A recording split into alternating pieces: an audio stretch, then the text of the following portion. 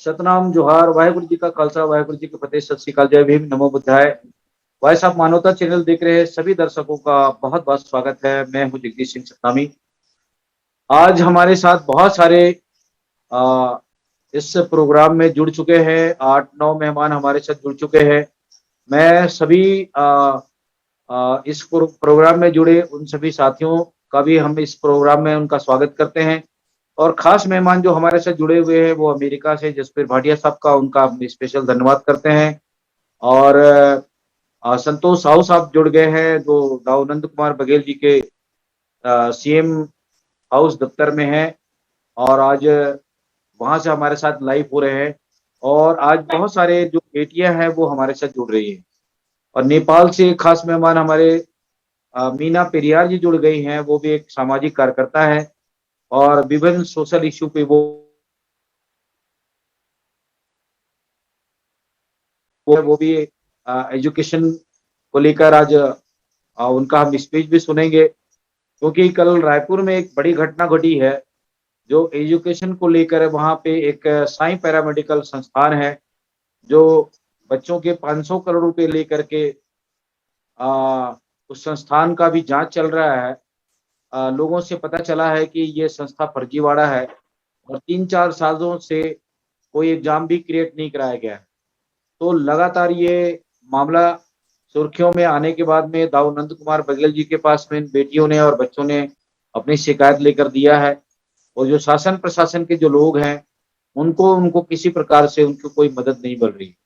तो आज का जो हमारा मेन जो इशू है, जो हमारा सब्जेक्ट है, वो बाबा साहब ने जो हमको दिया है, शिक्षित बनो, संगठित रहो और संघर्ष करो। तो मुख्य रूप से जो हमारा एजुकेशन है, और एजुकेशन पे भी हम आज धोखा क्यों खा रहे हैं, कैसे हम जागरूक रहे और कैसे हम आज के परिस्थितियों पे संभल के चले, ये मुद्दा हमारा रहेगा। तो मैं इस पर आज चर्चा करने से पहले सबसे पहले संतोष साहू जी के पास जाना चाहूंगा। उसके बाद में हम कुछ बेटियों से हम फटाफट उनकी प्रतिक्रिया ले लेंगे। मैं सबसे पहले चाहूंगा कि जो कुमुदनी है वो रायपुर उस संस्थान में पढ़ रही थी और सारा इस वस्तु स्थिति से वो अवगत है। तो मैं कुमुदनी साहू जो रायपुर से जुड़ी है, मैं उनसे चाहूंगा बेटे कि आप अपनी संक्षिप्त में वहाँ का जो हालात है, हालांकि कल आप लोगों ने इस पर डिबेट किया, चर्चा भी किया, तो आप स्क्रीन पे आ जाएं और अपनी बात संक्षिप्त में रखें। साई पैरामेडिकल के माध्यम से हमारे 300 से 400 बच्चों का धोखाधड़ी कैसे हुआ है, इस पर अपनी बात रखें। इस संस्था के बारे में आप लोगों को जानने में देरी क्यों हुई? कुमुदनी साहू। हेलो हेलो हाँ, अपनी बात हेलो रखो बेटा, सर, अपनी हम बात लोग रखो, जब हमारी आवाज आ रही है। हेलो सर, जब हम लोग 12th पास किए 2018 पे है, तो हम लोग जी। को मतलब घर वाले बोले कि अब देखो आगे तुम लोग को क्या करना है ऐसा करके, तो मैं अपना फील्ड मेडिकल में चुनी। तो फिर जब मैं आई रायपुर में, पता की एक दो जगह पता की, तो पता चला कि एक साथ तो होता नहीं है एग्जाम ऐसे करके। आपका वीडियो ऑन हो सकता है, आपको देखना भी चाहेंगे, हमारे बहुत सारे एक्सपर्ट लोग आपसे फेस टू फेस बात करना चाहेंगे। आपका वीडियो में क्या प्रॉब्लम है? वीडियो ऑन करें। हेलो। ठीक है। जी। तो सर, जब हम लोग 12th पास कंप्लीट करके आए तो मेरे को मेडिकल फील्ड चुनना था, तो मैं चुन ली। उसके बाद हम लोग जब रायपुर में पता किए तो पता चला कि 3-4 कॉलेज है, जैसे सृष्टि हो गया, एमके कॉलेज हो गया, सब एमपी से था। मेन बात, वहाँ हम लोग को सीट नहीं मिला, तो फिर मेरे को यहाँ साईनाथ पैरामेडिकल कॉलेज का पता चला। तो मैं एडमिशन वगैरह ली, तो हम लोग को साईनाथ पैरामेडिकल करके पूरा डॉक्यूमेंट दिखाया गया, तो हम लोग को लगा सही है ऐसे करके। फिर जब हम लोग एग्जाम के बारे में जब पूछना चले तो हम लोग को घुमाया गया कि तुम लोग का एग्जाम अब होगा, यूनिवर्सिटी से आप लोग का एग्जाम डेट नहीं आया है। एग्जाम डेट आता था तो उस डेट में हम लोग का एग्जाम नहीं होता था। और जैसे कि अलग अलग जो स्टूडेंट है सर, अलग अलग से फीस लिया गया है, किसी से एक हिसाब से फीस लिया नहीं गया है। जो अच्छा, जैसा देता था उसके हिसाब से लिया गया है। और जैसे कि आप फीस अगर हम लोग आपने ले, भी आपने भी कोई लोन लेकर के फीस पटाया है? कैसे अफोर्ड किए थे आपने जो फीस का है? सर वो पापा मेरे अफोर्ड किए थे जितना भी है। मेरे पापा कृषि हैं और ठीक है। यहीं से अफोर्ड किए थे मेरे को। अच्छा। जी। बहुत शुक्रिया। कुमुदनी साहू, और भी कोई बच्चे वहां जो पढ़ रहे थे वो अपनी बात फटाफट रख सकते? बस, और लूटेंगे लौटेंगे, आप हमारे साथ जुड़े रहे। संतोष साहू साहब, कल की हालात को आपने वस्तु स्थिति से देखा, अवगत हुए हैं वहां पे, और मेन स्ट्रीम की मीडिया है रायपुर की, जो राजधानी जैसे जगह में 300 से ऊपर बच्चों के साथ में धोखाधड़ी और फर्जीवाड़ा हुआ है, क्या कहना चाहेंगे आज के इस संदर्भ में?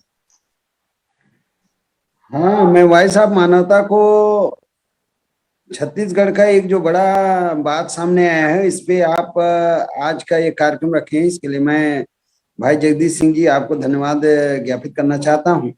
और ये बात सही है कि रायपुर राजधानी, छत्तीसगढ़ की राजधानी रायपुर है, और रायपुर राज्य मुख्यालय में करीब 200-250 विद्यार्थी जो पैरामेडिकल कोर्स कर रहे थे, जो लगभग कोई 2 वर्ष 3 वर्ष तक का उनका एडमिशन और इसकी पढ़ाई हुई है जैसा उन्होंने बताया। और अभी अभी समझ में विद्यार्थियों को आया कि हमारे साथ कहीं ना कहीं कोई गलत हो रहा है। इसका छानबीन, जैसा कि उन्होंने बताया कि कहाँ से मान्यता है, कौन कौन संस्था से मान्यता है, राज्य सरकार का क्या इसमें गाइडलाइन का पालन हुआ, केंद्र सरकार से अगर बातें हैं तो क्या है, ऐसे विद्यार्थियों के द्वारा छानबीन किया गया, जिसमें उनको बड़ा निराशा हाथ लगा जैसा उन्होंने बताया। और इसकी जानकारी वो स्थानीय पुलिस प्रशासन को भी दिए, और पुलिस प्रशासन के बाद वो छत्तीसगढ़ मुख्यमंत्री के पिता श्री आदरणीय दाऊदनंद कुमार बघेल जी के बंगले तक ये बात आया। और हम लोग रायपुर में थे, इस वजह से ये जानकारी हमें भी हुई है कि छत्तीसगढ़ के सुदूर जो विद्यार्थी हैं, लगभग 300 से ऊपर उनका संख्या बताया गया है। कोई जसपुर से हैं, कोई सरगुजा, बलरामपुर, यहाँ तक कि सुदूर बस्तर, कोंटा गांव, ऐसे विभिन्न जिला के schedule caste, schedule tribe, backward, general, सभी वर्ग के विद्यार्थी इस कॉलेज में एडमिशन कराए हैं। और अभी तक उनका किसी भी तरह का एग्जाम नहीं हुआ, जबकि 2-3 वर्ष गुजर चुके हैं। पहले कोविड का हवाला दिया गया, और अभी ये बात विद्यार्थियों के संज्ञान में आया है। मैं इस विषय पे कहना चाहता हूं कि विद्यार्थियों के साथ अगर कुछ गलत हुआ है तो पुलिस प्रशासन को बुलाकर इस पे त्वरित कार्रवाई और जांच करने का निर्देश दिया गया है। पुलिस प्रशासन इस पे निष्पक्ष जांच कर रहे हैं, और आगे जो भी बात सामने आएगा, अभी एकाएक कहना कठिन है कि सही है या गलत है, क्योंकि ये 2-3 वर्ष पूर्व का मामला है। तो सभी बातें सामने आएंगी बहुत जल्दी। इसमें निष्पक्ष और पारदर्शी जांच कर पूरा प्रतिवेदन सरकार के संज्ञान में आएगा। मैं इस मौके पे और एक बात कहना चाहता हूं कि जो हमारे विद्यार्थी हैं, चाहे वो किसी भी वर्ग का हो, विद्यार्थी विद्यार्थी है, वो जहां भी एडमिशन ले रहे हैं, व्यवसायिक शिक्षा ले रहे हैं, हायर एजुकेशन के लिए जा रहे हैं, तो इतना तो है, इतना करना ही चाहिए कि आप जिस संस्था में शिक्षा लेने जा रहे हैं, वो शिक्षा शैक्षणिक संस्थान का जो बिल्डिंग है वो क्या निजी है या किराए पे है, फिर वो उसकी मान्यता है नहीं है, कितने स्टाफ हैं, कितने स्टाफ का टीम है, संचालक कौन है, कितने साल से हैं, उनका खुद का क्या डिग्री है, क्या उनका लाइसेंस है, मान्यता है, इसकी छानबीन तो कमोबेश विद्यार्थियों को भी जरूर करना चाहिए। और इतना बड़ा बात को भी अगर विद्यार्थी किसी भी पाठ्यक्रम का हो, अगर इतना भी वो जानकारी नहीं ले पा रहे हैं, तो ये कहीं ना कहीं हमारे विद्यार्थियों को भी सोचना होगा कि ऐसा धोखाधड़ी ना हो, क्योंकि धोखाधड़ी अगर हो गया तो सिर्फ पैसे की बात नहीं, समय गया, श्रम गया, पैसा गया है, और जीवन में एक एक क्षण मनुष्य के जीवन में कितना अहम और खास है। 2 साल 3 साल अगर यूं ही निकल जाएंगे तो उनका उम्र को कौन वापस कराएगा, वो समय जो बीत गया वो कौन वापस कराएगा। तो हालांकि ये अभी जांच के दायरे में है, कुछ कहना बहुत जल्दबाजी होगा। और मैं जी आपके माध्यम से विद्यार्थियों को ये कहना चाहता हूं कि आप कानून के ऊपर, सरकार के ऊपर, स्थानीय जनप्रतिनिधियों के ऊपर भरोसा रखें। और फिर भी अपना जो मांग है, आप जहां तक इस बात को समझ पाए हैं उसको मजबूती के साथ स्थानीय प्रशासन के समक्ष रखें, सरकार के समक्ष रखें, जनप्रतिनिधि के समक्ष रखें। आपको जरूर साथ सहयोग मदद होगा। जी धन्यवाद। जी, बहुत शुक्रिया सिद्धू साहब, आपके पास हम फिर से लौटेंगे। मैं सोनिया गिल एक छात्रा है और एजुकेशन को लेकर आज के जो बच्चों पे है वो क्या समझते हैं, शिक्षा को किस दृष्टि से लेते हैं। जैसा कि अभी आप सोनिया सुन रही है कि कुमुदनी साहू जी ने 12वीं पास करने के बाद में उन्होंने सोचा कि भाई मैं पैरामेडिकल कर लूं और कोई हॉस्पिटल में मुझे जल्दी जॉब मिल जाएगा।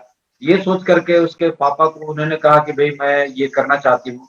लेकिन अगर वो पैरामेडिकल का भी डिग्री करते हैं तो 1 साल में उनका लाखों रुपया का फीस होता है, उसके बाद उनका रहने खाने का अलग होता है। तो हमारे जो बच्चे हैं ये कहीं ना कहीं एजुकेशन के लिए इतना जागरूकता क्यों है उनके अंदर में नहीं है कि ऐसे धोखेबाजों के चंगुल में आ जाते हैं। और हम लोग को हमेशा बच्चों को यही जागरूक भी रहने की जरूरत है। आज की परिस्थितियां, आज का समय कालखंड है वो बहुत विषम परिस्थितियों पे चला गया है। पल पल पे लोग शिक्षा को व्यवसाय बना दिए हैं, तो इसमें भी धोखाधड़ी होता है। तो बेटे सोनिया गिल, आप एक पढ़ाई कर रही है और अभी ये इंसिडेंट आया है अभी इन बच्चों के साथ में, तो ऐसी दुर्घटना और ऐसी परिस्थितियों से लोग कैसे जागरूक हो सकते हैं, क्या सोचती हैं आप एक छात्रा और विद्यार्थी होने के नाते। Yes sir, first of all सबको गुड इवनिंग, सत श्री अकाल, नमस्ते टू एवरीवन। सर, इस पॉइंट पे बात करने से पहले फर्स्ट ऑफ ऑल मैं मिस कुमुदनी साहू से बात करना चाहूंगी फेस टू फेस। मिस कुमुदनी, आपसे रिक्वेस्ट है कि प्लीज अपना माइक एंड वीडियो ऑन कीजिए। जी मैम। ओके, सो आप मेडिकल स्टूडेंट है, राइट? जी मैम। देखिए, before joining your medical college, आपने कॉलेज ज्वाइन करने से पहले जस्ट टेल मी कि मेडिकल ज्वाइन करना आपका खुद का पैशन था और पेरेंट्स एक्सपेक्टेशन के थ्रू आपने मेडिकल कॉलेज ज्वाइन किया?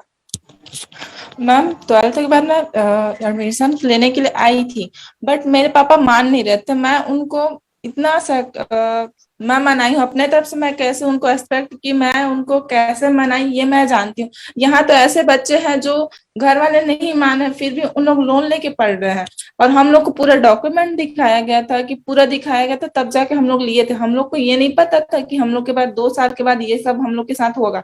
ये ना 2000 बोलना चाहिए 15-16 से ये संस्था चल रहा था, तब ठीक था। लेकिन जब से कोविड लगा तब से इन लोग का साथ तक ये जो फर्जीवाड़ा चालू हुआ है।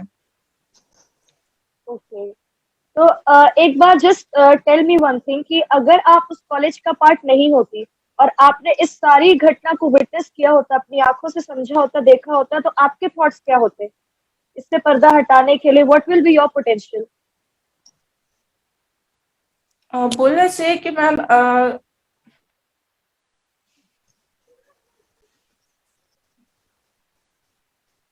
मुझे लगता है कुमुदनी जी का कनेक्शन डिस्कनेक्ट हो गया। अगर आवाज आ रही है तो अपनी बात रखें बेटा।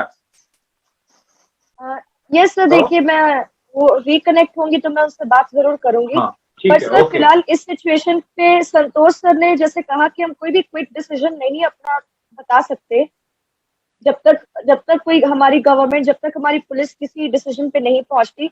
बट लिटरली सर, सिंपल एक स्ट्रेट फॉरवर्ड चीज सर ने बहुत सही कहा कि बिफोर टेकिंग एडमिशन हमें एज अ गुड एंड हम एजुकेटेड है, पढ़े लिखे स्टूडेंट से हमें अच्छे से किसी भी चीज को वेरीफाई करना चाहिए।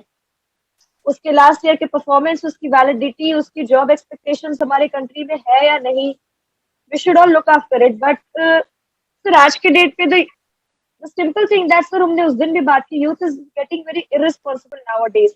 और सर आज के डेट पे एजुकेशन को एक बर्डन मान के चल रहे हैं, पैशन नहीं sir. The problem comes here sir, if sir burden लेके चलेंगे तो सर ऐसा ही होगा sir, to be very true. And we can't take it as so long sir.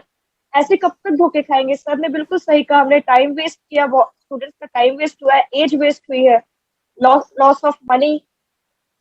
But sir the जी थिंग इज कि इसको फिर फुलफिल करने की रिस्पॉन्सिबिलिटी किसकी है? क्या हम स्टूडेंट्स के इररिस्पॉन्सिबल बिहेवियर को दोष देंगे या फिर यूनिवर्सिटी वालों को दोष देंगे? The point ji is here. Sonia बेटे ठीक है, आप हम और भी जो लोग हैं उनसे प्रतिक्रिया ले लेते हैं। हमारे साथ मीना जी जुड़ गई है। मीना जी हमें सुन पा रही है? तो आपकी बिटिया भी वहाँ पे पढ़ रही है पोखरा में, और नेपाल में क्या स्थिति है? वहाँ भी ऐसे कोई फर्जीवाड़े के मामले कभी आए हैं हमारे बच्चों के साथ में, या वहाँ पे कोई ऐसी स्थिति नहीं है? क्या कहना चाहेंगे हमारी इन बेटियों के साथ जो हुआ है? मीना जी, मीना जी हमें सुन पा रहे हैं तो अपनी बात रखे। जी हेलो। सब लोगों को नमस्ते, जय भीम, नमो बुद्धाय। नेपाल की तरफ से विशेष करके नेपाल में एजुकेशन पर जो बच्चे लोग पढ़ रहे हैं, इसमें सेंसिटिव है, जो हॉस्टल में रहकर, घर से दूर रहकर पढ़ते हैं, इन लोगों के लिए गार्जियन लोगों को संवेदन होना जरूरी है, संवेदनशील होना जरूरी है, सोचना जरूरी है। अभी सोनिया ने जो कहा कि हम लोग हायर लेवल की जो एजुकेशन के लिए आगे बढ़ रहे हैं, तो हम लोगों को सब कुछ पहले से पता होना जरूरी है, वो अलग बात है। लेकिन फर्जी डॉक्यूमेंट, फर्जी काम करने वाले लोग इतने स्मार्ट होते हैं कि वो फर्जी पता नहीं चलता है, उन लोगों को पता रहता है कि कैसे इंसानों को बेवकूफ बनाया जा सकता है, मोरल्स रहता है। इसलिए बच्चे लोग वहां पर फंसे हुए हैं। तो इस वक्त मैं बच्चे लोगों से क्या कहना चाहती हूँ कि आप लोग धैर्य रखें, सरकार उसकी खोज कर रही है, जब तक अनुसंधान ना हो तब तक आप लोग धैर्य रखें। आपका जो वक्त गुजरा हुआ है इसके लिए तो कुछ कर नहीं सकते, लेकिन आगे के दिन में, आगे आने वाले दिन में निश्चित रूप में हम लोग एक ठोकर खाकर ही सीखता है इंसान। जैसे कहते हैं ना, नदी अगर बहती है तो बहुत सारी लहरों में ठोकर खा के आगे बढ़ती है, वो कितने बंद रास्ते भी आगे बनाती है। इसलिए एक एग्जाम्पल है, हमारा लाइफ भी, हमारा जीवन भी एक एग्जाम्पल है, एक उदाहरण है। ये जो ठोकर लगी हुई है आप लोगों को, इससे सीख मिलती है आप लोग को, इसलिए धैर्य रखें। सरकार अगर अनुसंधान खोज कर रही है तो निश्चित रूप में प्रतिफल, रिजल्ट अच्छा ही आएगा। और आपके साथ में हम लोग हैं, आप लोगों के साथ में मानव अधिकार में काम करने वाले लोग, सामाजिक सेवा में काम करने लोग भी आप लोगों के साथ में हैं। अब अभी ये मानवता चैनल ने आप लोगों के साथ में छलफल करने के लिए, बहस करने के लिए जो योजना बनाई है, इसलिए भी आप लोगों को धैर्य रखना जरूरी है। आप लोगों के साथ में बहुत सारे लोग आप लोग के साथ में हैं, आप धैर्य बनाइए, निश्चित रूप में आप लोगों को न्याय मिलेगा। जी बहुत शुक्रिया मीना जी। रोशनी जी एक सोशल एक्टिविस्ट हैं, दिल्ली से, राजधानी में रहती है। मैं चाहूंगा कि इन बच्चों के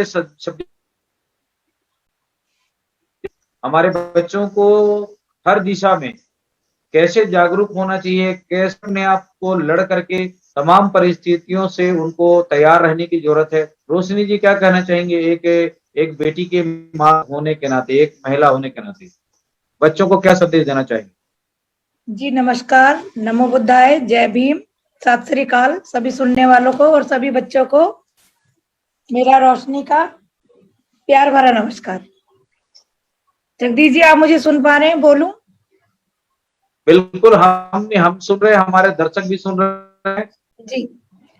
जी मेरा कहना ये है कि बच्चों का भविष्य अंधकार में लटका दिया जा रहा है आजकल, क्योंकि जो बच्चा एजुकेशन की इन्होंने डेट रखी हुई है वो निकल जाती है, जो नौकरी का इन्होंने उम्र रखी हुई है वो निकल जाती है बच्चों की।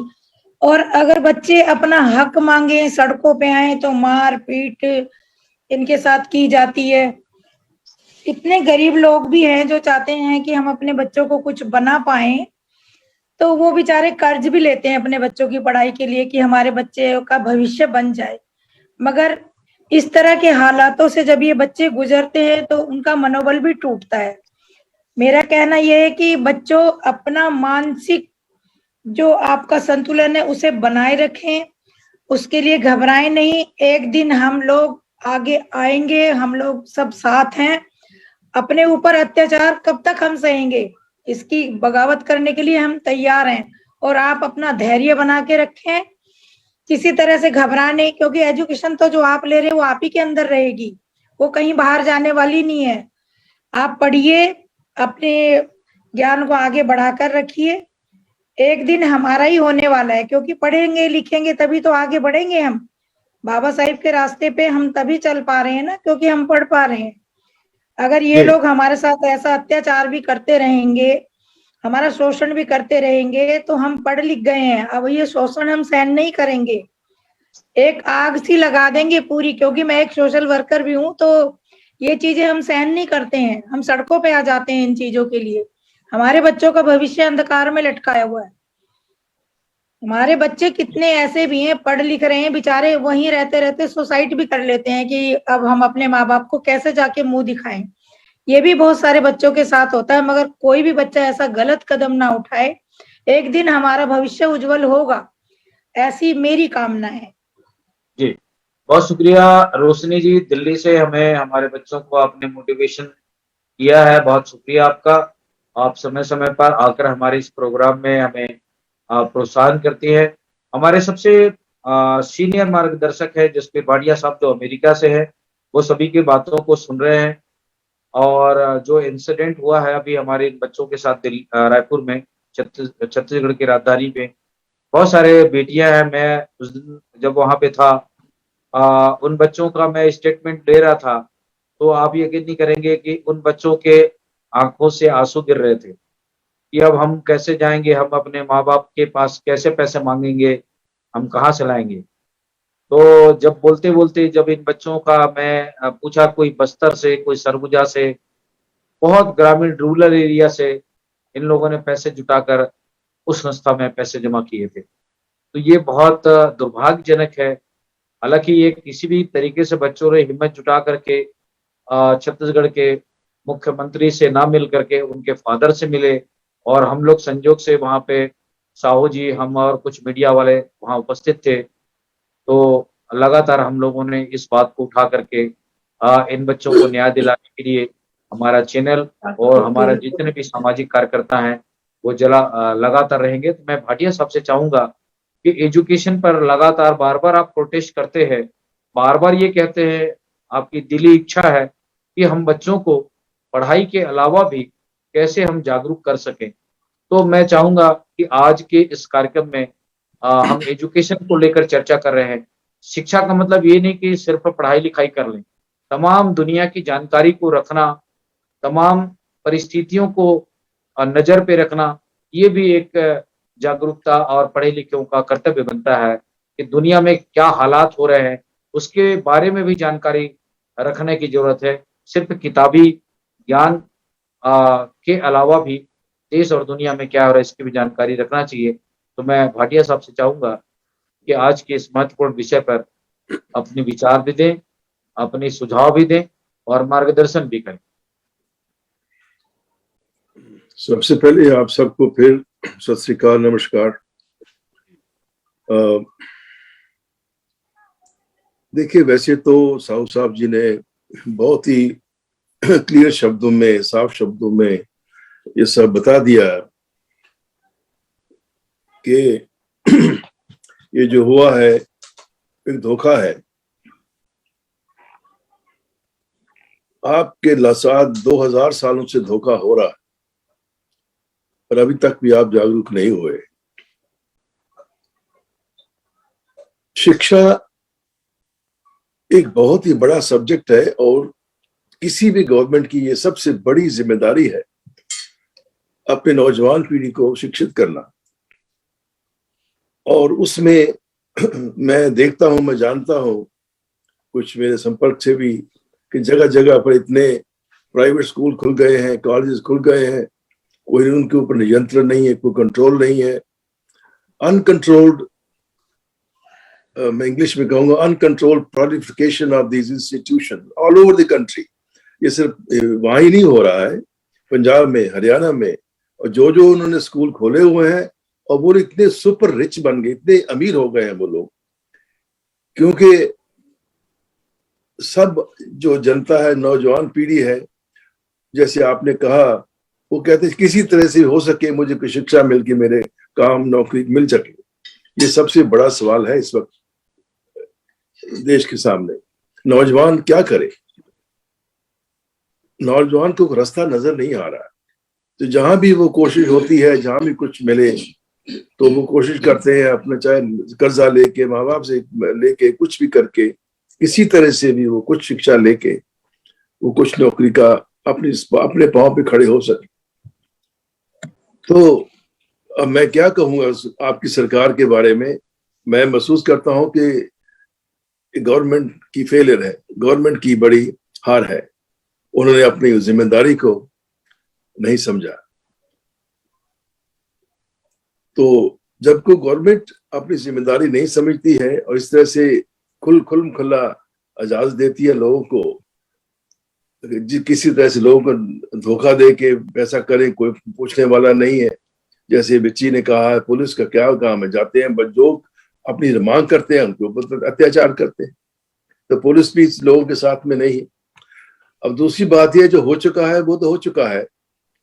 अब सवाल ये है कि जो लोगों ने किया है उनको कैसी सजा मिले, और उनको कड़ी से कड़ी सजा मिलनी चाहिए, इसमें कोई शक नहीं। होता क्या है, ये लोग इतना पैसा बना लेते हैं और पैसे से अपने बड़े बड़े नेताओं को खरीद लेते हैं और फिर उनके ऊपर कोई एक्शन नहीं होता। अब इसका इलाज तो मेरे पास नहीं है। पहले दूसरी बात यह है कि सिर्फ सवाल ये बच्चों का ही नहीं है, या कुछ नौजवानों का, बच्चियों का नहीं है जिन्होंने पैसे दे के धोखा खाया है। ये सारे समाज की समस्या है। जब बच्चे जाके प्रदर्शन करते हैं तो बच्चों के साथ बड़े क्यों नहीं जाते? बाकी समाज क्यों नहीं जाता उनके सामने? जब बाकी के समाज को पता है कि इन बच्चों के साथ धोखा हुआ है, तो ये इनके बच्चे हमारे बच्चे में कोई क्या फर्क है? हमारे बच्चों के साथ भी हो सकता है। तो ये सारे समाज को उठना चाहिए। जब तक समाज सारा संगठित नहीं होगा, अत्याचार और अन्याय के आगे खड़ा नहीं होगा, तब तक ये चीजें चलती रहे। जैसे अंग्रेजी में आप जानते हैं डिवाइड एंड रूल। हाँ, ये दिन बच्चों की बात है, हमें इससे क्या लेना? नहीं, ये तो हमारे बच्चे नहीं है, इनके साथ धोखा हो, मुझे क्या पता, मुझे क्या प्रॉब्लम है, मैं तो अपने घर में खुश बैठा। नहीं, ये सारे समाज की समस्या है। जैसे आप साहू साहब कह रहे हैं, जहां गए इतना बड़ा वहां पर प्रदर्शन हुआ, यहाँ क्यों प्रदर्शन नहीं हुआ इन बच्चों को साथ लेके? इन बच्चों को साथ लेकर हजारों लोगों को खड़ा होना चाहिए सरकार के क्या कि ऐसे लोगों ने जिन्हें धोखा दिया उनको पकड़ा जाए, उनको कड़ी से कड़ी सजा दी जाए। ये बात करने वाली जी। हमारे विवाद में हम विभाजित हैं, अभी भी हर लेवल पे हम विभाजित हैं। ये मेरी समस्या नहीं, ये मेरे पड़ोसी की समस्या है, मुझे क्या इससे लेना? नहीं, सबकी समस्या है ये। तो दूसरी चीज मैं यही कहूंगा एज ए सुझाव कि समाज के अंदर जो हमारे पढ़े लिखे हैं, खासकर जो रिटायर हो गए हैं,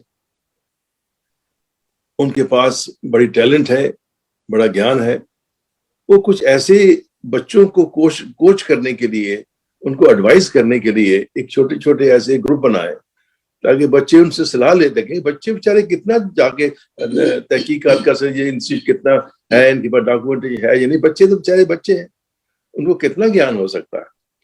उन बच्चों को धोखा देना बड़ी बात है क्या?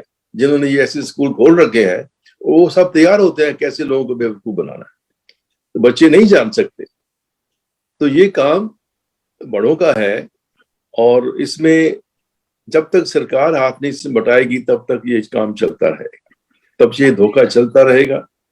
तो इसके लिए मैं यही सुझाव देना चाहता हूं कि कुछ समाज के बड़े लोग इसमें ज्वाइन करें और बच्चों का साथ दें। ये चीज जो है ना, ये कांटे का निशान है। कुमार जी, दूसरी ये आपके यहाँ से आवाज आ रही है, लाइव प्रोग्राम रहे, साइलेंट रहे आप थोड़ा सा प्लीज।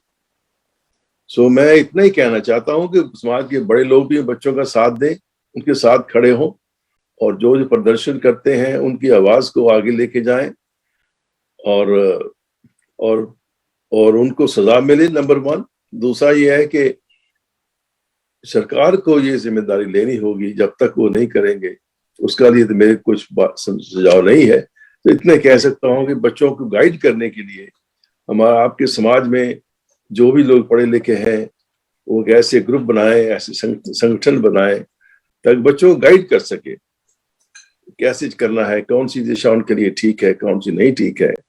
अगर वो बच्चे उनसे पूछते हैं कि हम ऐसा करना चाहते हैं तो वो इंक्वायरी करें ये इंस्टीट्यूशन जो है पढ़ाई वाली ये जायज है या नहीं है, या कि धोखाबाजी। बच्चे को उसके ऊपर फेंक देना ये बात कि तुमने ऐसा क्यों नहीं किया, वो नहीं कर सकते, ये गलती है।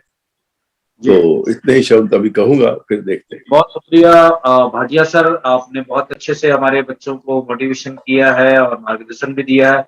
सोनिया जी का कुछ सवाल है, वो हमारे स्क्रीन पे फ्लैश हो रहा था। मैं सोनिया जी से चाहूंगा कि बेटे आप भाटिया साहब से कुछ पूछना चाह रहे हैं, कुछ सवाल करना चाहते कर सकते हैं आप डायरेक्ट। Yes sir. सत श्री अकाल भाटिया सर। सत श्री अकाल बेटा। सर मेरा एक question, actually not a question, just a simple query that sir, जैसे आपने कहा that because of government and because of our somewhat sir our responsibility, we are also responsible for this situation. So sir, ये जो society का mindset है sir कि हमारे साथ ये प्रॉब्लम नहीं हुई है, दूसरे के साथ हुई है, तो why should we support? Yes. So sir, it's not about only a fake education for जो ये कल इंसिडेंट हुआ, it's not about this sir. In any situation, either it is or a crime, corruption sir, rape, murder, anything. Sir literally showing a candle march on the street, अगर हम किसी candle march कर रहे हैं किसी चीज को लेके, तो 2 दिन तक प्रोटेस्ट करती है public to for what they are claiming, for some fame और for some coming on the TV. But actually sir अगर हम इस चीज को कंज्यूम खुद में कर सके सर कि अगर दूसरे के साथ हुआ है तो वी शुड बी अलर्ट कि कल को हमारे साथ भी हो सकता है। धोखा हर कोई खा सकता है सर। yes.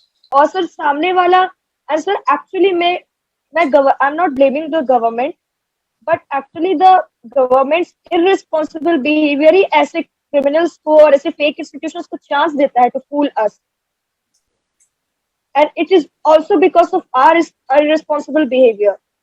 तो सर हम इस सोसाइटी का माइंडसेट पहले चेंज करें कि इन क्रिमिनल फ्लैशेस को क्लियर करने के पीछे दौड़े, बिकॉज सर जब तक हम सोसाइटी सपोर्ट नहीं करेगी सर हम क्या कर लेंगे सर। एक चीज जैसे आपने कहा, अगर स्टूडेंट्स के पेरेंट्स जाते, सब साथ में जाके सबने इंक्वायरी की होती, वेरीफाई किया, तो शायद ये नहीं होता। बच्चे कितना करेंगे? तो sir without a bulk of support sir how we can do this? देखिए ये बड़ी समस्या है, आपने बिल्कुल ठीक कहा। ये सिर्फ इन बच्चों की बात ही नहीं है, ये हर हमारे जीवन के हर पहलू में ये बात है कि हम लोग यही सोचते हैं कि कोई भी समस्या है ये मेरी नहीं है, ये मेरे पड़ोसी की समस्या है, मुझे क्या लेना देना इससे। जब तक सारा समाज इस अन्याय के सामने खड़ा नहीं होता तब तक उन्नति नहीं हो पा रही। हमारे देश में, हिंदुस्तान में क्यों ऐसी प्रॉब्लम चल, इतने 70-75 साल हो गए आजादी के बाद भी ये सब हो रहा है, क्यों? क्योंकि हमारे माइंड जो है ना, आपने अभी माइंड सेट की बात की है, ये सब हमारे माइंड की, हमारी मानसिकता की बात है कि हम समाज के अन्याय के सामने खड़े नहीं होते, हम आवाज नहीं उठाते। हम इसीलिए मैं कह रहा हूं हम अभी भी डिवाइडेड हैं, विभाजित हैं।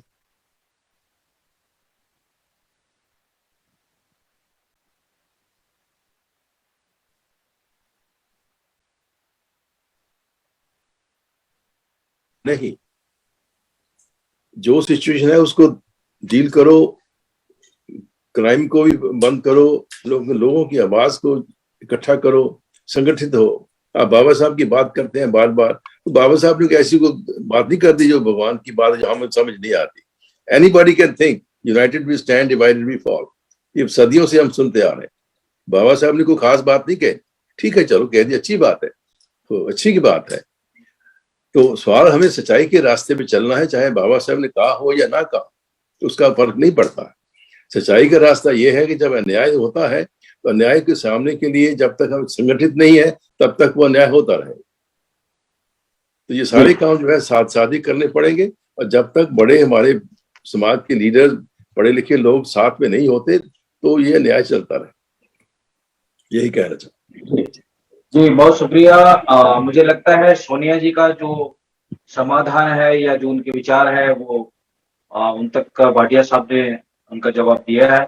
मैं चाहूंगा कि मीना जी आप अ, इस पर एजुकेशन के संदर्भ में, जो नेपाल भी हमारा पड़ोसी राज्य है और वहाँ भी हमारे बच्चों के ऊपर में बहुत सारे आए दिन कुछ घटनाएं पिछले समय हुई है, वहाँ भी हमारे बच्चों के साथ में, ऐसे पढ़ने लिखने वाले बच्चों के साथ में कुछ इंसिडेंट हुआ था।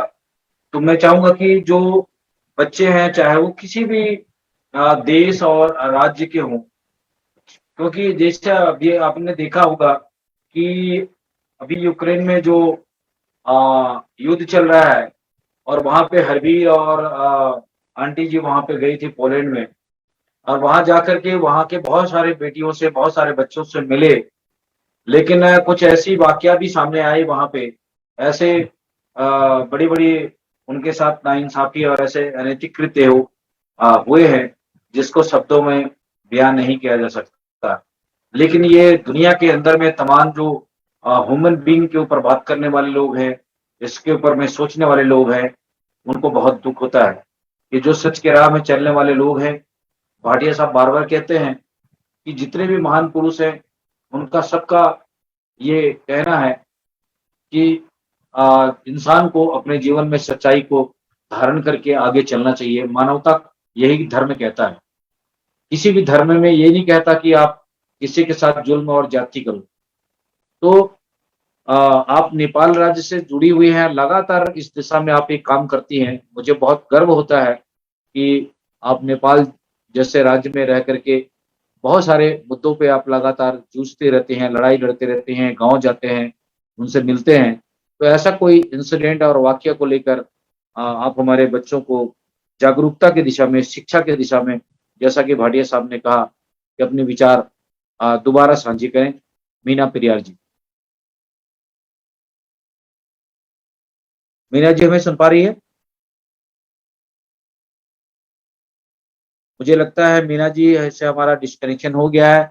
मैं रोशनी जी से दोबारा चाहूंगा कि रोशनी जी इस पर, चूंकि दिल्ली में भी बड़े बड़े हमारे बच्चों के साथ, बेटियों के साथ घटना घटी है, तो हमारे इन बच्चों को पढ़ने लिखने के अलावा भी हर दिशा में कैसे उनको लड़ने की क्षमता होनी चाहिए, कैसे अपने आप को बचाव करने की क्षमता होनी चाहिए, कैसे वो कहीं अकेले जा रहे हैं तो उस पर वो अपने, मीना जी से कनेक्शन हमारा हो गया है।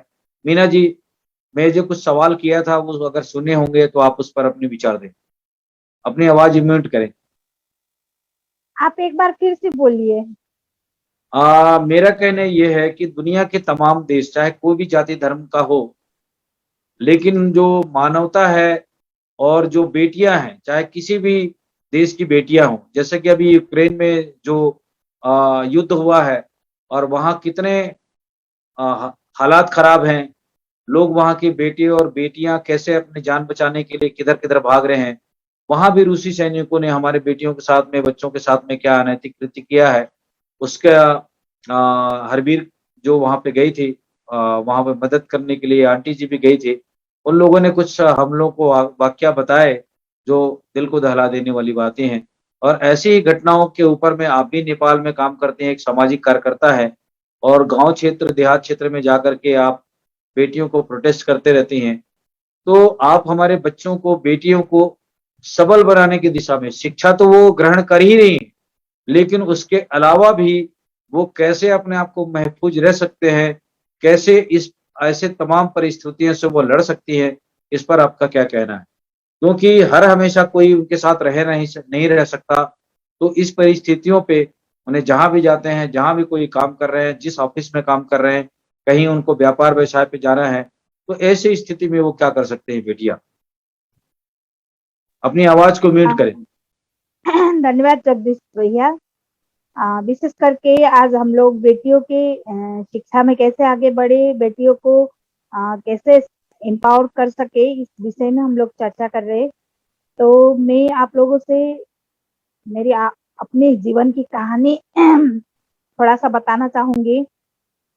मेरी शादी 15 साल की उम्र में मेरी शादी हुई है, जबकि उस वक्त 15 साल, 14 साल, 13 साल में शादी हो जाती थी।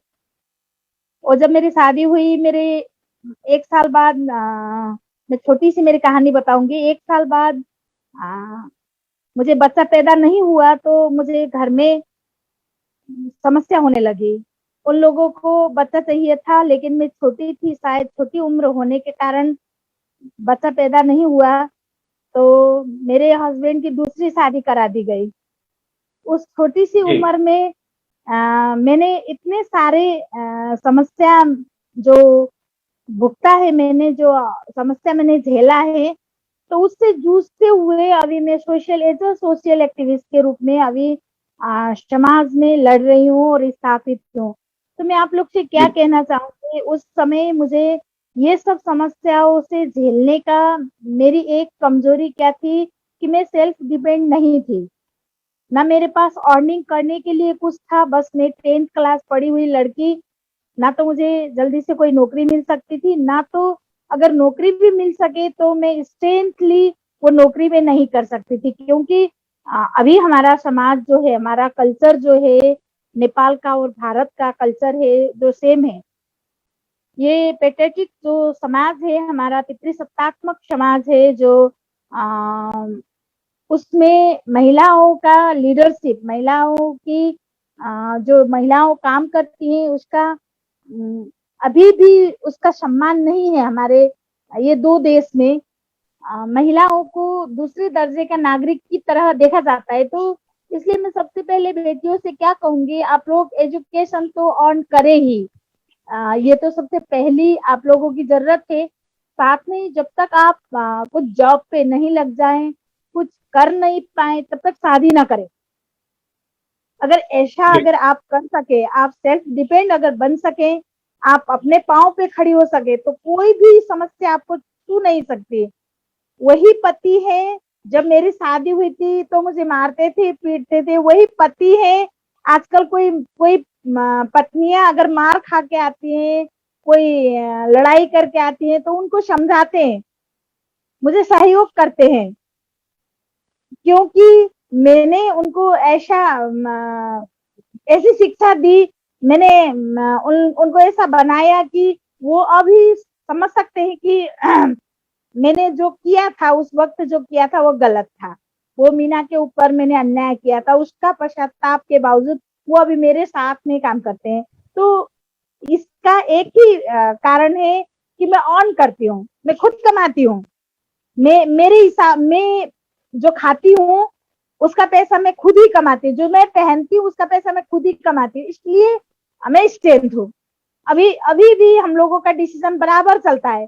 तो इसलिए मैं सारी बेटियों से, सारी बच्चियों जो जुड़ी हुई हैं या ये सुन रही हैं मानवता चैनल, तो सभी से क्या कहूंगी, सबसे पहले बेटियों को सेल्फ डिपेंड होना जरूरी है। जब तक आप लोग सेल्फ डिपेंड नहीं होंगे तब तक आप लोगों के ऊपर ये अन्याय होता ही रहेगा। इसलिए सेल्फ डिपेंड होने के लिए एजुकेशन तो जरूरी है, फिर उसके बाद जॉब सिक्योरिटी अगर आप ऑन कर सकते हैं, उसके बाद आप सिक्योर हो सकते हैं। और दूसरी एक बात आप लोगों को बताती हूँ, अभी ये सेल्फ डिफेंस एक ट्रेनिंग है, ये भारत वर्ष में है या नहीं है मुझे नहीं मालूम। नेपाल में अभी जो किशोरियां एडोलेसेंट लड़कियां हैं, उन लोगों को सेल्फ डिफेंस का ट्रेनिंग दिया जा रहा है। अभी हमारे ऑर्गेनाइजेशन से भी हम लोग वो ट्रेनिंग देते हैं। हालांकि अभी नेपाल में आप लोगों ने सुना होगा, बच्चियां का रेप हो रहा है, बच्चियां को मारा जा रहा है। रेप करने के बाद में एक निर्मला हत्याकांड, बहुत बड़ा हत्याकांड हुआ यहाँ पर। जो सुरक्षा कर्मी है नेपाल के पुलिस लोग, उन्हीं से वो बच्ची की हत्या हुई और बहुत आंदोलन के बाद भी अभी तक हत्यारा पता नहीं लगा, उसको छुपा दिया गया। तो ऐसी तरीके की जो समाज में घटनाएं घट रही हैं, तो इससे बचने के लिए सेल्फ डिपेंड तालीम जो है, ट्रेनिंग जो है, वो लेना जरूरी है। क्योंकि जब तक हम लोग लड़ाकू नहीं बन सकते, जब तक हम लोग सेना आर्मी का जो ट्रेनिंग नहीं ले सकते, तब तक हम ऐसी समस्याओं से भी छुटकारा नहीं, निजात नहीं पा सकते। इसलिए ये ट्रेनिंग भी संचालन करना जरूरी है। ये ट्रेनिंग अगर आप ले सकती हैं तो निश्चित रूप में आपके अंदर आपका आत्मबल ज्यादा रहेगा और आप कहीं भी चूक नहीं सकते, आप आगे बढ़ सकती हैं। इसके लिए समाज और ये नागरिक समाज के लोग मीडिया, मानवाधिकार के लोग सब आपके साथ में हैं। बच्चे आप लोग हिम्मत करें। अभी तक हम देखते हैं धर्मशास्त्रों में भी दिखाया गया है कि शैतान को अगर खत्म किया है तो देवियों ने किया है, महिलाओं ने किया है। अब आप देखा जाता है इतिहास अगर हम देखते हैं तो झांसी की रानी वो महिला ही थी, इंदिरा गांधी वो महिला ही थी। तो इस तरीके के अभी तक राज्य सत्ता संचालन करने व शैतान को खत्म करने के लिए महिलाओं का हाथ है। और अभी जो घर संचालन कर रही है महिलाओं, बाहर भी काम करती है और बराबर पति के साथ बाहर भी काम करती है और फिर आके घर का सारा काम महिलाओं झेलती है। तो इतनी सारी शक्ति होने के बावजूद हम लोग कमजोर नहीं है, हम लोग एकदम शक्तिशाली है। तो वो अगर हमारे दिमाग में रहे, हम लोग कमजोर नहीं है, हम लोगों के पास बहुत सारा शक्ति है। अगर ये हमारे दिमाग में रहे तो हम आगे बढ़ सकते हैं। जी बहुत शुक्रिया मीना जी, आपने बहुत अच्छे विचार के साथ में हमारे इस चैनल के माध्यम से अपनी बात रखे हैं। मुझे लगता है हमारे साथ काफी लोग डिस्कनेक्ट भी हो रहे हैं किसी नेटवर्क के कारण। और दूसरा ये है कि मेघराज सिंह साहब जब कनेक्शन करके चले जाते हैं, दोबारा कोई जुड़ना चाहता है तो उनको वहां से लैपटॉप में जोड़ने की भी जरूरत पड़ती है। बहुत सारे बच्चों का भी मैसेज आ रहा है कि दोबारा हम जुड़ना चाह रहे हैं तो वो एक्सेप्ट नहीं कर रहा है। तो इस बात का थोड़ी सी समस्या हो जाता है क्योंकि मेघराज सिंह साहब भी बिजी हो जाते हैं। जैसा कि कुमुदनी साहू ने मैसेज किया था कि सर मैं दोबारा जुड़ना चाह रही हूँ, जुड़ नहीं पा रहे हैं। नहीं यहाँ ऐसे नहीं यहाँ पर कोई लाइन कोई है नहीं जुड़ा हुआ फिलहाल। अगर जुड़ेगा तो मैं साथ में हूँ, ठीक है? यहाँ तक जुड़ा नहीं कोई। जी मैं इस कार्यक्रम को आगे बढ़ाते हुए रोशनी जी से चाहूंगा कि रोशनी जी दोबारा हम आपके पास इसलिए जा रहे हैं कि दिल्ली में भी बड़े बड़े इंसिडेंट होते रहते हैं। तो वहां भी जैसे भी नेपाल की हमारी सिस्टर ने कहा कि बच्चों हमारे महिलाओं को और बेटियों को आत्मनिर्भर बनने की दिशा में स्वयं तैयार होने की जरूरत है, स्वयं लड़ाकू होने की जरूरत है। इस पर क्या कहना है रोशनी जी? हमें सुन पा रहे तो अपनी बात रखे संक्षिप्त में।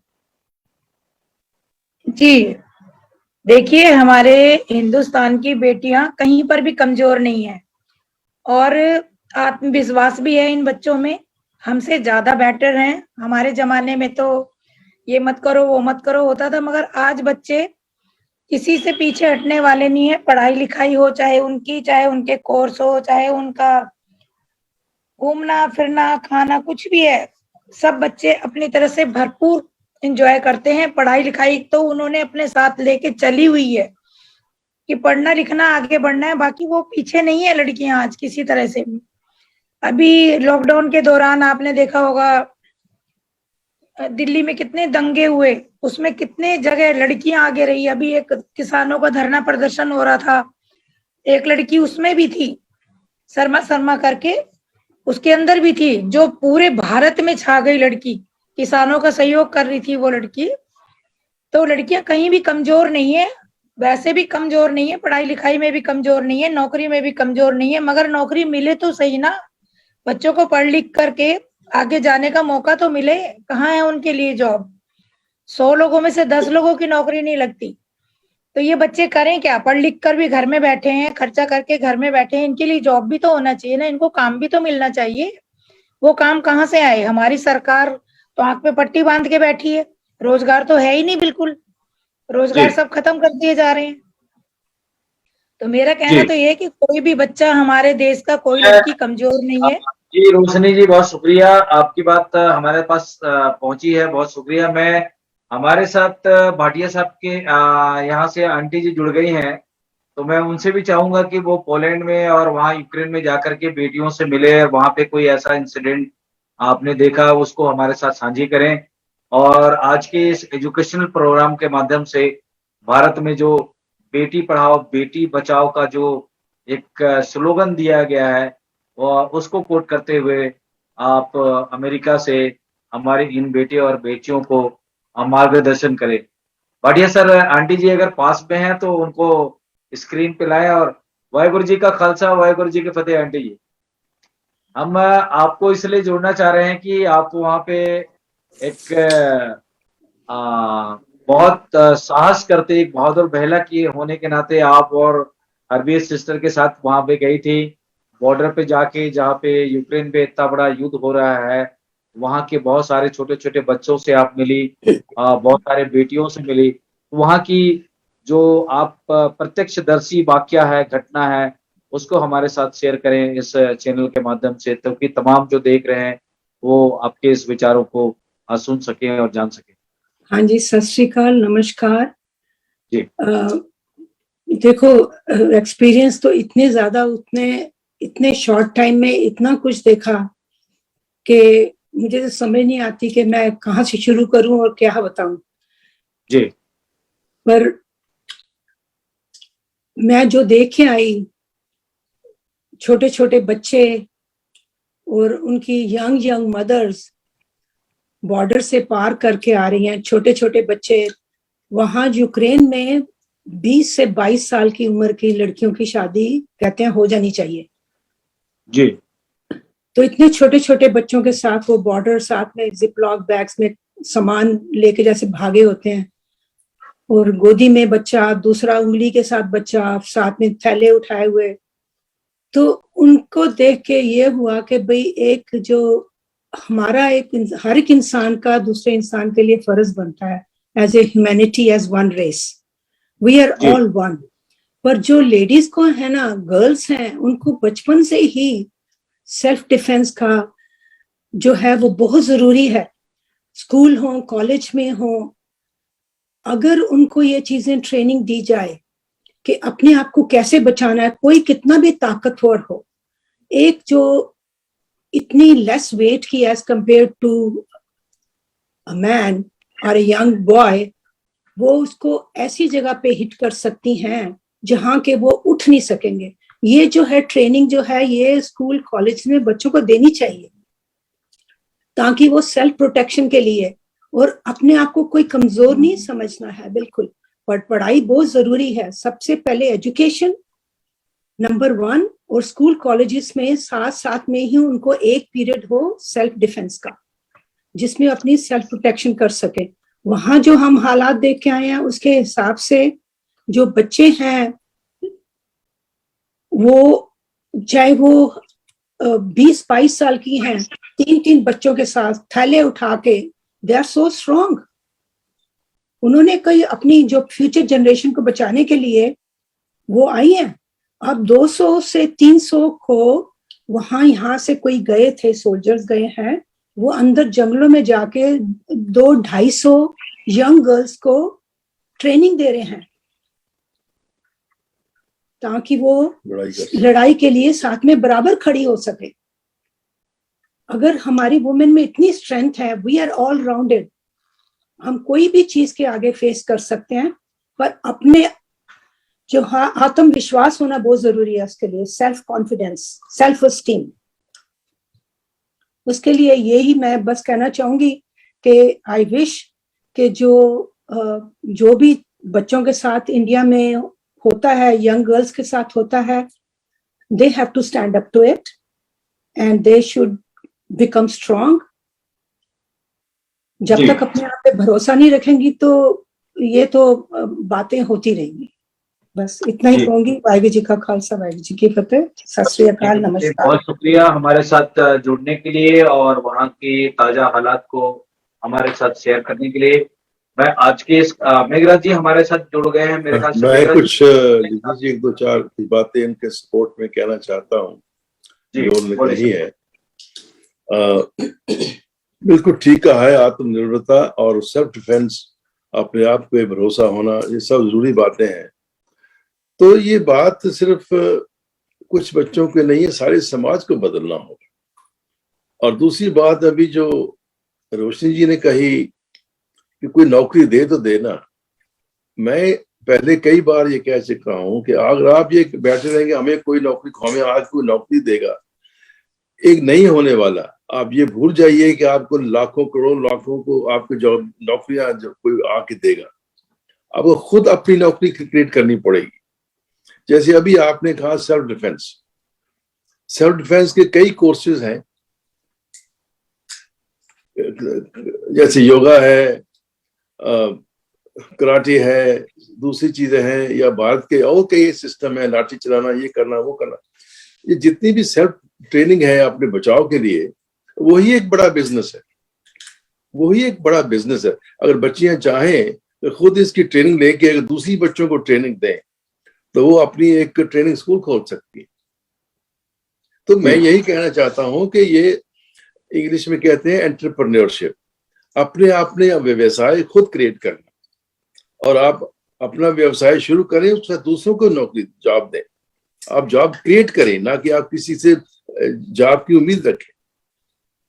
जैसे अभी हमारे अब नहीं जुड़ रही है जयंती जी थे कोंटे, उन्होंने अपना बिजनेस शुरू किया है, उसमें 10-12 और भी बच्चे लड़कियां ज्वाइन की है उनकी। इसी तरह से ऐसे कोई ना कोई काम सीख के खुद का अपना बिजनेस शुरू करें, चाहे छोटा हो बड़ा हो। छोटे बिजनेस से शुरू होके बड़ा बिजनेस बन जाता है। तो इस बातें के ऊपर ज्यादा ध्यान देना चाहिए। और मैं ये बात कहना चाहता हूँ कि हमारे जो यहाँ आपकी जो समाज में पढ़े लिखे लोग हैं, बड़े लिखे हैं, जिन पर समय है या रिटायर हो गए हैं, उनके पास इतना अनुभव है जीवन का, वो ऐसे बच्चों को गाइड करने के लिए, कोच करने के लिए ऐसे छोटे छोटे स्कूल या संस्था खोलें ताकि बच्चों को ठीक गाइडेंस मिल सके, ठीक दिशा मिल सके। अब बात चल रही थी कि सच्चाई के साथ लड़ना। अब हमारा कोई रिश्तेदार तो है नहीं यूक्रेन में, ना हमारा कोई रिश्तेदार है, ना हमारी जाति है, ना हमारा समाज है, वो दूसरे लोग हैं, दूसरा कंट्री है। लेकिन फिर भी हमें महसूस हुआ कि ये बहुत गलत हो रहा है और हमें इन लोगों की मदद के लिए जाना चाहिए, इसलिए मेरी बच्ची हो गई। तो मैं यही कहना चाहता हूं कि एक तो संगठित होना। आप बाबा साहब की बात करते हैं, एकदम से ठीक कहा है, आप संगठित होंगे तभी आप अन्याय के साथ जुड़ सकेंगे। देखिए गुरु गोविंद सिंह ने लड़ाइयाँ की, उसमें हमारे महिलाएं भी उनके साथ, मुगलों के साथ लड़ी थी फौजों में। तो उन्होंने एक नारा दिया था संत सिपाही का। संत सिपाही का मतलब है सच्चाई के रास्ते पे चलना, और सिपाही का मतलब है एक योद्धा होना। योद्धा मतलब सिर्फ ये नहीं लड़ाई जाके मैदान में लड़ना है, हर जीवन में, हर जीवन के हर मोड़ में वहां पर आपको संघर्ष करना पड़ता है। उसके लिए आप एक फौजी की स्पिरिट से, फौजी की जो ताकत होती है, उस भावना से आपको उन चैलेंजेस को फेस करना, जैसे बच्चों के साथ हुआ है। ये भी एक चैलेंज है, ये भी एक लड़ाई है। इसमें आप निडर होके लड़ना है और सच्चाई के रास्ते पे चलना है, यही संत सिपाही का मतलब। तो गुरु साहब जो लड़ाइयाँ की थी वो सिर्फ कुछ लोग अपने परिवार के लिए नहीं या सिखों के लिए, उन्होंने सब सामने एक आदर्श रखा सारे समाज के लिए, सारे भारत के लिए। देखो सच्चाई के सामने खड़े हो और सच्चाई के सामने लड़ाई करो, जो समस्या हो, जो समय हो, उस समय के अनुसार आप अपना संघर्ष जारी रखें, तो तभी समाज चेंज होगा। मीना जी ने बात की है, बच्ची को छोटी उम्र में शादियां हो जाती हैं, इसके खिलाफ लड़कियों को खड़ा होना चाहिए। शादी जल्द माँ बाप चाहते हैं बच्ची बस हमारे शादी हो, हमारे सर से भार उतरे, नहीं, ये बातों को चेंज करना होगा। जब तक ये समाज चेंज नहीं होगा तब तक ये ऐसा तरक्की विकास नहीं हो पाएगा। धन्यवाद, बहुत शुक्रिया। आज की इस महत्वपूर्ण चर्चा को हम समाप्त करने से पहले तमाम जो दर्शकों से हम गुजारिश करेंगे कि हमारे ऐसे महत्वपूर्ण समय पर हो रही ज्वलंत मुद्दों पर जो चर्चाएं होती है, उस चर्चा को लाइक करें, कमेंट करें, शेयर भी करें और अपनी प्रतिक्रिया भी दें। मैं लास्ट में कुछ और भी एक मिनट में या संक्षिप्त में कुछ कहना चाहेंगे, तो बातें तो बहुत सारी हो चुकी है। तो मैं मीना जी और रोशनी जी से चाहूंगा कि कुछ कहना चाहेंगे तो कह सकते हैं, नहीं है तो फिर हम कार्यक्रम को समाप्त करेंगे। रोशनी जी और मीना जी। हेलो हेलो जी, हम उनकी बातों से पूरी तरह से सहमत हैं। शादी ही इसका रिजल्ट नहीं है कि शादी करने से एक लड़की का भार बोझ हमारे सर से उतर जाता है। नहीं, उसको अपने पैरों पर खड़ा होने दें, बच्चे का संपूर्ण सहयोग करें और लड़कियों को आगे बढ़ने दिया जाए। मेरा तो कहना यही है।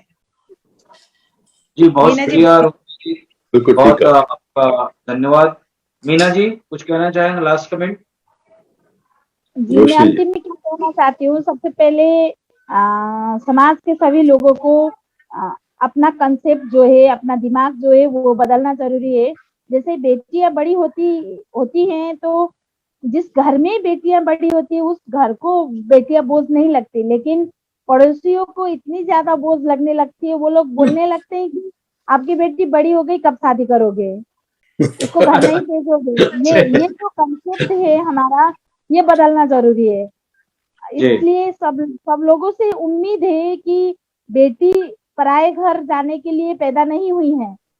जिस घर में वो पैदा हुई है उनका उतना ही अधिकार है जितना बेटों का। इसलिए उनको पढ़ाए लिखाए, सक्षम बनाए और निश्चित रूप में मेरे जैसे जो कठिनाई से बड़ी हुई है मीना, कठिनाई से किसी भी बेटी को बड़ी होना कामना देना चाहती हूँ। एक्चुअली में जो हिंदू कल्चर है, मैं ये हिंदू अभी धर्म की बात नहीं कर रही हूँ, लेकिन जो हमारा हिंदू धार्मिक कल्चर है, जो हम लोग पढ़ते हैं कि 70 साल का जो भगवान शिव शंकर था, उन्होंने 7 साल की ब्राह्मणी गोमा को शादी की है। तो ये कल्चर के अनुपात में हम लोग भी यही क्या चाहते हैं कि 7 साल की बेटियों का अगर शादी कर दे तो माँ बाप स्वर्ग पहुंच जाते हैं। तो ये कंसेप्ट जो है हमारा, ये बदलना जरूरी है कि हिंदू धर्म है ये ज्यादा महिलाओं के ऊपर विवेक करता है, तो इसको बदलना जरूरी है। धार्मिक रूप में जो कुसंस्कार है, कुरीति जो है, इसको हटाना जरूरी है। बस इतना ही कहना चाहूंगी अंतिम में। जी, बहुत शुक्रिया मीना जी। लास्ट में आपने बहुत ही अच्छे कोट करते हुए बातें आप कही है। मुझे लगता है कि इसका असर हमारे देखने सुनने वालों के ऊपर में होगा। भाटिया साहब, लास्ट कमेंट कुछ और भी कुछ जोड़ना चाहेंगे तो जोड़ सकते हैं और हम कार्यक्रम यही समाप्त करेंगे।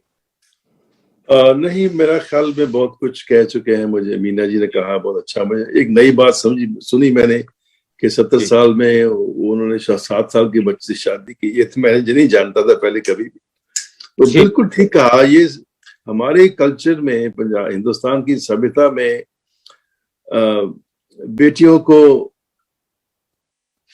जो उनके बारे में जो कहा गया है, ये बेटियां पराया धन है, ये पति परमेश्वर है, ये ऐसी धारणाएं को चेंज करना होगा। हमें समाज से उठना होगा। हम हर एक इंसान एक इंडिपेंडेंट इंसान है। हर एक इंसान, स्त्री हो पुरुष हो, वो एक स्वतंत्र इंसान है। एक अकेला पैदा हुआ है, वो पैदा होती है, उसको जीवन में अपने पे निर्भर होना चाहिए, अपने पांव पे खड़ा होना चाहिए, किसी दूसरे से उम्मीद न रखें, खुद के समझे, खुद को पहचाने और नो दाई सेल्फ, और अपने आप को बढ़ाएं, और तभी आप समाज को चेंज कर। मैं तो कहता हूँ हर एक स्त्री को समाज सेवक बनना चाहिए, सोशल सर्विस करनी चाहिए, साथ साथ अपना काम भी करना चाहिए। तभी तो सब चेंज होगा, जागृति तभी आएगी। आंटी जी कुछ लास्ट मैसेज देना चाहेंगे तो आप दे सकते हैं। वो वही कह रही है। स्त्री को ज्यादा पहचानती है। मैं ये कह रही थी कि भाई जो वुमेन है ना, पहले भी मैंने बताया कि वो ऑल राउंडेड है। अगर वो किसी चीज को ठान लेती है ना, वो तो पहाड़ भी गिरा सकती है अगर वो सोच ले तो, और उसको स्ट्रेंथ करना है। और मैं यही कह रही थी कि आगे कहा जाता था कि भाई तेरी शादी हो गई, आप तेरी वहां से तेरी अर्थी निकलेगी, तो चाहे तेरे से कितना भी अन्याय हो। पर टाइम बदल गए हैं। अपने लिए पैरों पे खड़ा होना, और सही अगर तुम हो, सही रास्ते पे चल रहे हो, सच्चाई के रास्ते पे चल रहे हो, तो तुम्हारा रास्ता अपने आप ही खुल जाएगा। और जो वुमेन की स्ट्रेंथ है ना, वो पढ़ाई होना, अपने पैरों में खड़ा होना और अपनी सोच को बदलना कि भी मैं सेल्फ सफिशिएंट हूँ, मैं सब कुछ कर सकती हूँ। और वुमेन अगर दिस स्प्रेड लाइक जैसे वेब फैलता है ना, जाला, उस तरह से सब तरफ अपने आप को, हर एक चीज में तुम जाओ। आर्मी में जा सकते हो, किसी चीज में, पढ़ाई में, एजुकेशन में, किसी चीज में पीछे नहीं रहो। चाहे फिजिकली तुम, बिकॉज यू आर कंसिडर्ड कि भाई तुम वजन में वैसे कमजोर हो, पर नहीं, अंदर की स्ट्रेंथ अपनी जगह। You can achieve anything. आत्मशक्ति, यू कैन अचीव। अगर एक डिटर्मिनेशन हो तो क्या कोई छोटी सी, कोई चीज भी छोटी नहीं है तुम्हारे लिए, कोई बड़ी नहीं है, सब कुछ तुम कर सकते हो। You can create your own path. बस मैं इतना ही कहना चाहूंगी। बस बहुत थैंक शुक्रिया यू जी। तंग साहब, आज के इस कार्यक्रम को लास्ट कमेंट अपनी प्रतिक्रिया के संदर्भ में आज के महत्वपूर्ण चर्चा पर। उसे म्यूट तो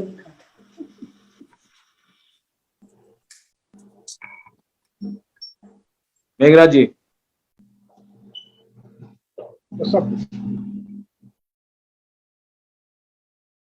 मुझे लगता है मेघराज जी फिर से बिजी हो गए हैं, तो मैं आज के इस कार्यक्रम को यही समाप्त करने की आज्ञा चाहता हूं आप सब लोगों से। नेक्स्ट सेशन पे मेघराज जी कुछ मैं कहना चाहता हूँ, देखो स्वर्ग नरक की बात करते हैं ना, जो बोला इन्होंने, जो बीवी ने, मतलब ये बहुत चंगी गल है वो बात बोली है। मतलब आत्मविश्वास से सबसे बड़ी बात होती है। आत्मविश्वास अगर इंसान के अंदर है तो चाहे वो ताकतवर है या पर जो समझ वो कुछ भी करवाएगा जिंदगी में। आत्मविश्वास होना बहुत जरूरी है। दूसरी बात, स्वर्ग नरक की बात बताई इन्होंने, मेरा जी बोल रही थी कि जो बदमाश लोग हैं उन लोगों ने ग्रंथ में चीज लिखी है कि स्वर्ग नरक की कई बातें लिख रखी है। स्वर्ग भी यही है धरती के ऊपर, नरक भी धरती के ऊपर ही है। जो आदमी झूठ और बेईमानी से करेगा वो नरक में जी रहा है, और जो सच्चा ईमानदारी से जी रहा है वो स्वर्ग में है पहले से। और कलयुग की और सतयुग की बात करें कि कलयुग पहले था, कलयुग चल रहा है, पहले सतयुग था। नहीं, ऐसा नहीं है, सतयुग आज ही है। गुरु नानक साहब पांचवें पातशाह कहते हैं एक घड़ी ना मिलते तक कलयुग होता, हुण कद मिले तुद भगवंता। मतलब सच के बिना अगर इंसान जिंदगी जी रहा है गुरु के बिना, तो वो कलयुग के अंदर है। जब गुरु साथ में है तो उसके लिए सतयुग ही सतयुग है, और सच्चा ही गुरु, सच के मतलब सच ही इंसान के लिए सतयुग है और सच ही इंसान के स्वर्ग है। थैंक यू जी, बहुत शुक्रिया मेघराज सिंह साहब। आज के इस लास्ट कमेंट के लिए हम शुक्रिया करते हैं। हमारे साथ जुड़े तमाम मेहमानों का, जिसमें बिटिया सोनिया गिल का धन्यवाद करते हैं, और कुमुदिनी साहू जी हमारे जो एक छात्रा थी उनका भी धन्यवाद करते हैं। संतोष साहू साहब जी का, और मीना प्रियार जी का, रोशनी जी का दिल्ली से, और भाटिया साहब का और आंटी जी का हम स्पेशल धन्यवाद करते हैं, क्योंकि कम से कम हमारे इस ओपिनियन पर और अपने महत्वपूर्ण चर्चा पर महत्वपूर्ण रूप से सुनती भी है और हमें मार्गदर्शन भी करते हैं। उनका भी हम धन्यवाद करते हैं। और आज के इस कार्यक्रम को, इस सेशन को यहीं समाप्त करते हैं। वाहिगुरु जी का खालसा, वाहिगुरु जी के फतेह, सत श्री अकाल, जय भीम, नमो बुद्धाय।